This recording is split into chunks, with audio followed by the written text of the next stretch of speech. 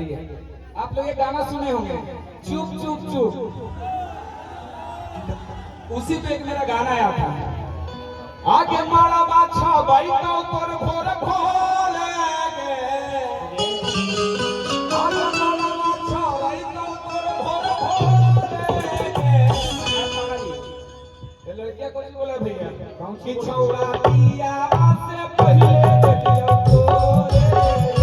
छौड़ा पिया से पहले देखियो तोरे,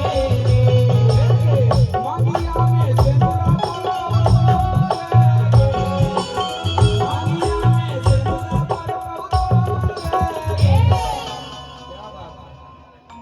एक बार हल्ला करते हुए कैसे, कि छौड़ा पिया से पहले देखे